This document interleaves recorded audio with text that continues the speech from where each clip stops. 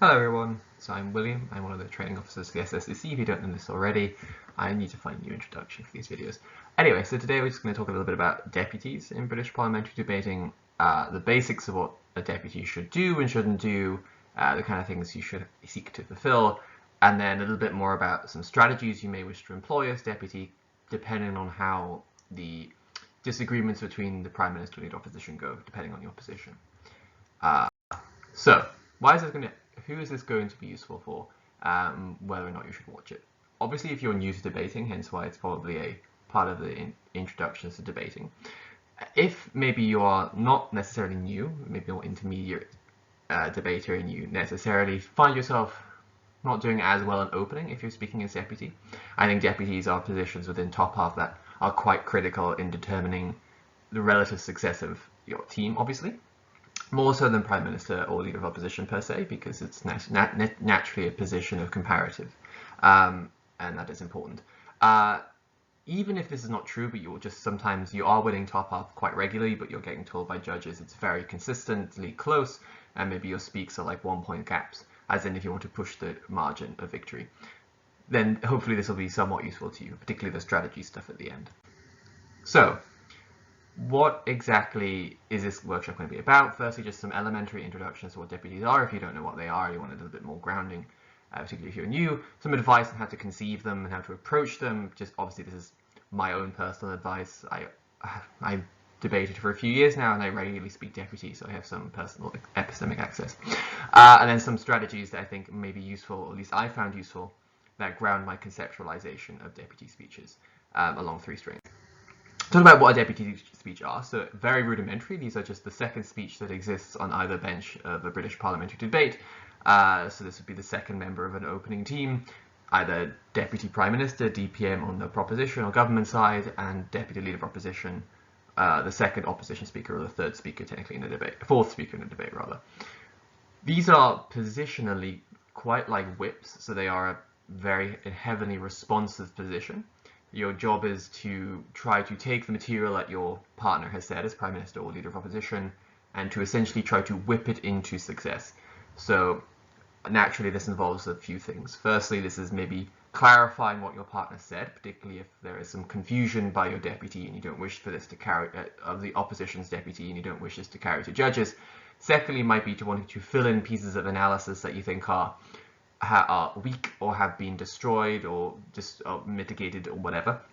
Thirdly, and this may be more in DPM obviously than DLO, is you can, unlike a whip, technically introduce new substantive. I wouldn't necessarily advise it to be the case unless it's absolutely necessary.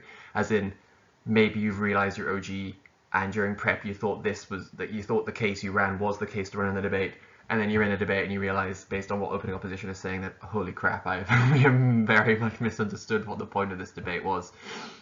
You can theoretically in DPM save yourself by introducing a new piece of analysis, a new clash argument. There's nothing necessarily in the rules to prevent you doing that. Obviously, this isn't the same for DLO. DLO can't do that. This is called backloading. It means that even though you can, obviously you're a free agent, if you want to talk about new substantive, so be it, but it can't necessarily be used to weigh you above opening government. Although that being said, new substantive in the DLO is very effective for taking out or engaging with back half teams. For instance, sometimes it can be very successful if your OO and OG are just significantly poorer than you or just having a bad day, and you want to push clash advantage, as in you don't want to just try to weigh on one clash, you want to introduce new substantive to win on 2 or the second or third clash that may exist in a debate. This may happen in econ debates or just debates that are quite deep. This is something that may be very effective, especially based on POI engagement. So with that in mind, you'll want to take the substantive, re-highlight it, and then weigh it. And then by weighing, we obviously mean, a lot of us in the SSDC training videos are talking about weighing. We still have yet to have a weighing video, so maybe that's the next one to be made. That's essentially what a deputy does. So the mission here is threefold, right? Obviously you want to win top half. You probably want to win the debate. If you're a bit egotistical, you want to get like 85 speaks. I can't help you with 85 speaks. I have no experience with getting that high. You have to talk to someone else, unfortunately.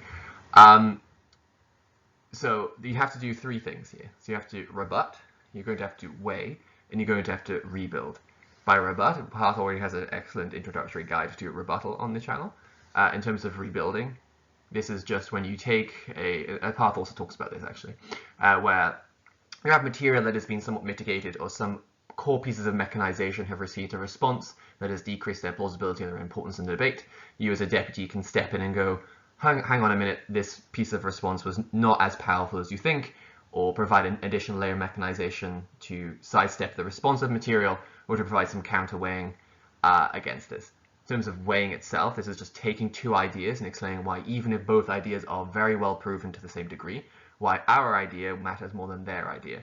So, for instance, if you have a debate, this House believes, this House believes the feminist movement should campaign for X. You might explain that, okay, they should campaign for X because it helps buy into the movement, and maybe opposition argues that it results in internal infighting in the movement. You might just want to argue why buying by external actors is more important than internal cohesion, for whatever reason you can think of. No doubt there will be a social justice-based movements debate that will go specifically into that type of clash, but this is kind of conceptually what you're meant to do here as a deputy speaker. Crucially, in order for you to be able to rebuild, to weigh, and to rebut, you have to actively listen, not just to your opponents, but more importantly to your partner. Often, and I think anyone who's had a partnership for even a short time or has done long competition with somebody recognizes that sometimes the stuff you say in prep and the things that you agree are, or you believe that you've agreed should be run in a debate, your first speaker sometimes doesn't do that. For instance, in a motion about whether or not we should regret the focus of things like biomedical sciences versus social causes for things like conceptions as diseases, I, as first speaker on governments, I started to go into a complete tangent about Eastern medicine for some reason. And my DPM, thankfully, managed to listen to me, recognize that I had no idea what the hell I was talking about, recognize I was ruining our chances of winning the debate, listen to it, I must confess, very aghast and like almost just looking at me going, please sit down.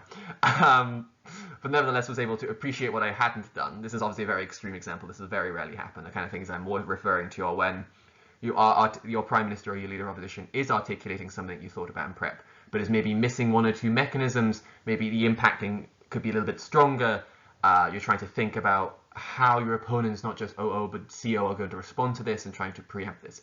This also requires you thinking and listening very hardly to your first speaker, even if you've talked to them for 15 minutes in prep, and even if you trust them to, for some reason you should never trust your partner that much in debating, to do the stuff they thought they were going to do, you want to listen to it.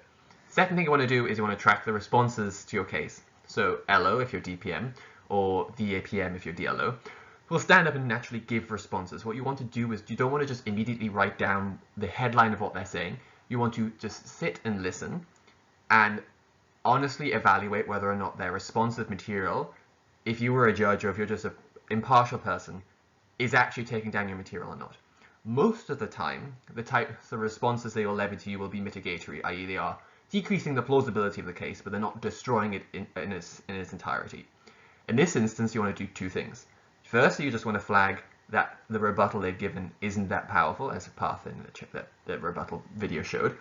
But secondly, that it is, and just reconstruct. So show why there is additional reasons to believe your argument is true that they haven't responded to, etc., etc. Which is why I think OO is actually a very much stronger position than OG, because OG can't respond to you, it isn't actually backloading to provide a new mechanism. Is it? No, I don't think it is.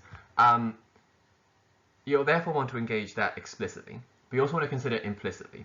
So often very good teams will have, or even teams that aren't good but just happen to do this, will be responding to you in ways that they're not flagging, but that some judges will recognize as being very implicit, as in it's taking down an argument, or it's delinking an argument without them explicitly phrasing it. Which means you don't just have to take, as a deputy, what the leader or prime minister is saying at face value. You want to do as much work for them as possible, i.e. try to steelman them. What is the strongest way in which their response is engaging with your case? What is the, even if it's unlikely it's destroying your case, how could it be conceived by a judge to be destroying your case? And how can you therefore intervene to prevent that judge from having that misconception? This requires a few things, right? One, this just requires being very inventive and thinking on your feet. So if you find as a speaker you prefer to have a lot of preparation, you prefer to deliver substantive, and you don't necessarily feel very comfortable with engaging, and your partner does, this is probably one indication that your partner should be deputy and you should be leader. if this is just something you want to improve upon, this is things that you have to necessarily focus on, as in you have to be doing prep drills that focuses on your responsive capacity of tracking a debate. I think this is when becoming a judge for a few tournaments or a few even practices in your institutions can do the world of difference, because you will recognize as a judge what you are listening to, what you can credit, and what you do instinctively credit, and this makes you very good at recognizing what's happening in a debate, particularly on top half. The third thing you want to do is you want to perhaps justify what is happening in a very cohesive way. So sometimes when people, when they're starting out deputies and they're getting slightly good, will just list responsive material and re-responsive material, and it'll be kind of messy and very list and formulaic in a bad way. This is fine, but I think you have a lot of stuff to do at deputy, and it's all about prioritization. You're not going to be able to respond to everything. You're not going to be able to produce the new mechanization that will mean your case gets a 90 every time, at least. So what I think I would advise is, as a deputy, formulate these responses, formulate this rebuilding, and formulate this weighing based on clashes, i.e. the disagreements that are existing within a team, across teams rather. More often than not, this is one case versus another case, and therefore there's one point of clash, as in clash of incentives, or clash of outcomes, or clash of importance. It may get a bit more complicated when there are multiple layers of clash, as in 3 or 4, but that's just a matter of experience. And if you're getting to this point where you're having like 4 clashes on top half, either it's because neither team have proved anything and they're just saying stuff, or you're in a top room where it just requires a lot of experience about prioritization. With all this being said, sometimes it's advisable not to just do this on your own, as in you have a partner for a reason. Your partner isn't just there for prep and isn't just there to necessarily say stuff during a debate. You can actively communicate with your partner to try to, whichever is accessing your weaknesses. So some speakers and some debaters are more weak at active listening than others, so it might be advisable to have your partner help you along the way by flagging things that they think are important for you to respond to. Your weakness might be thinking of a very inventive rebuttal, and therefore your partner can either preempt this in their speech or give you some along the way in prep. The way you can do this to insulate yourself against this, if you find this a weaker part of your game, is when your Prime Minister is potentially constructing their speech, to consider points of rebuttal you'd give against the speech that you've thought that you and your partner have thought are important, and think about how you're going to re-respond to that material. So to prime yourself, don't just overload yourself intellectually, because 7 minutes is not that much time in the grand scheme of things. So in terms of this, deputies, you've got rebuilding, reconstruction, rebuttal, construction, weighing, all of predicated on being very active in your listening, not just to your partner, but also to your opponents. Right, so that is the basics of some advice on what deputies are and what you should potentially look out for to improve deputies. Here are some strategies as a deputy. So as a deputy, you're going to have to try to read the debate as best as you can and as accurately and impartial as you can. The better you are able to understanding, if you're DPM or DLO, as a judge who is winning currently, then this will be very effective for you to understand how you can win, secure the win if you're already winning, or push back against the conception that the other team are winning. So there are three scenarios, right, as a deputy. The first is the first speaker to respond to your partner, has literally destroyed your case. They have taken out the core mechanism. They have maybe flipped the case. They have outweighed it. They have framed it to oblivion. I.e., you produced the comparative. They've just co-opted your comparative, reframed the debate to another comparative, and you literally have nothing left. Basically, that meme. I've got nothing left. This happens sometimes, and this is when you want to go into damage control mode. Second is when maybe there are some effective responses, some mitigatory ones, maybe some good challenges, and the debate is very close. This is when we have a marginal advantage case, where you don't want to do anything too fancy. You just want to be very good at prioritizing what you need to respond to in order to win. Last case, which is the case you all want, you dream of as a deputy, is the responsive speaker to your opening just ignores you, tries to strawman you, is just not engaging with you very well. This is the case when you just want to push the advantage. Now that team is probably out of the debate. Let's focus on the opponents in the down table, and to make our extending member of our bench's lives really hard by taking up and gobbling up all the responses. So let's talk about damage control. This is when your case is unstrategic. You're probably missing very key points of analysis.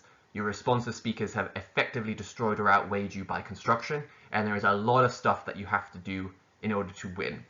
In this instance, it's probably very unlikely that you're going to probably flip the tables and win very convincingly. So now what you want to do is just to either, one, try to position yourself in a way that means it's more, at least somewhat more likely that the speaks gaps is not terrible, or that you're bridging the gap to a certain extent. But actually what this condition is you're trying to make your case insulated against closing half. You probably know you've lost to your vertical, so OO if you're OG, or OG if you're OO. Now what you want to do is have a case that is able to stand the test of time on the debate. Because especially in top half, if OO is extraordinarily good or OG is extraordinarily good, what this actually means conceptually is they've taken up a lot of unique responses that the closing teams can't just parrot, because you can't double credit team. Well, judges shouldn't double credit teams. So in this instance, not all is lost. Maybe you're not going to get the first, but you can still get the second. What you want to do here is you want to think about what your Prime Minister has said. What is the easiest thing as a deputy you can make stick in the debate, even if it's a lower impact, even if it has been outweighed, even if it is not even if it's not as comparative as something else. Something that is marginally comparative, is somewhat a delta, and is somewhat important, and you can think of some reasons for it, is always more important than trying to go for broke and just trying to destroy the other side's team, other sides. This means you don't want to overextend. You want to make a very big one. Firstly, you want to make a very big deal of the things they haven't responded to, because not every speaker will respond greatly to you. Secondly, you probably want to levy some good responses to show judges that you are trying to engage meaningfully. And within that engagement, there might be a new substantive mechanism that falls out that is credit-worthy to such an extent that closing teams may ignore you. And therefore, thirdly, you want to just have something that you just want something, right? Maybe your case isn't as beautiful as you thought it was in prep, but you have at least a case and impact, even if it seems very marginal in conception. This is when you don't want to lose faith. You don't want to just give up, right? Because especially in in-person debating, it will signal to the room that you think you've lost, and then people will smell blood and they'll come for you. And judges, again, judges aren't your friend mainly, and neither are debaters in a debate room at very least. So that's one instance when maybe you just misconceive the debate. Second is marginal advantage. So this is when there are some good responses by your opposition. Both teams have a very surviving case. They're both equally plausible. They maybe both equally seem important. In this instance, what's happened is both teams are winning independent on plausibility, but there's probably a problem of engagement by a judge. So if you don't do anything, the judge at the end of the debate will probably go, well, the problem with this debate was an absence of weighing, as in I had two good cases, I didn't know what to do with them. This is maybe the dream for a deputy, because this is essentially at the core what your job is about. You're meant to therefore come to the judge by saying, yeah, you have two very good cases here, ours and theirs. Here are some reasons why our case is maybe a little bit more plausible or a little bit more likely to happen, but here's the reasons why, independent of plausibility, our case matters a lot. So you do this in two ways, right? One, it is effective to levy responses against, levy plausibility mitigatory rebuttal against your opposition. At the very least, because it means that DLO can't spend all of their time outweighing you, and has to spend some time reconstructing, as in questioning the plausibility of LO's claim means that DLO has to probably come back and try to approve upon you. You probably want to rebuild that which maybe has been responded to, but you want to really strictly weigh each clash, i.e. why is what you've said your Prime Minister or LO said very important, why is it more important? This is when you want to be very generous to your side as well. And you probably just want to speak to the judges as if they're human beings, because they are. Because you can be sometimes very persuasively effective to say, LO had a good point when they mentioned this case, but taken to its logical conclusion, it may mean this. Here's why we still outweigh even this, and come up with some very good not flippant, obviously, some very good reasons to why this is true. So this is when it's very close on top half. It's likely, therefore, probably going to be a top half debate if it's very close, and you're getting to all the core issues of the debate. And this is a good place to be in, because you maybe are getting secured the second or the first. Last one, the dream scenario, when your opponents, it is very clear by construction of your case, or by absence of responsiveness to your case, that you're clearly winning top half. It's even more fun as a deputy in this position than in a leader, because leader there's some satisfaction that you're very clever, but as deputy you don't get 7 minutes to tell everyone why you're so clever. So what you want to do here is you want to maybe spend a little bit of time dunking on the case and making sure you clearly demonstrate why you think there is a comparative, why you are definitely winning, as in why you're winning on every clash they present, why their case is so implausible compared to yours. But you don't want to just waste all your time on that, because you do have another team that has listened to you, probably agrees with you and wants to agree with you that their opening are shit, and will have 7, maybe 14 minutes if their weapon knows how to sneak an analysis, to articulate why you're wrong. So therefore you want to turn very much to preemption. In this instance, you probably want to take a POI from your closing, maybe 2 very early spaced out, so you know and able to gauge whether or not they have that maybe capacity or that thoughts of how to engage with you. This is when you become very preemptive. So this is when you use those 2 minutes of preps that you should have effectively used to think of preemptive weighing.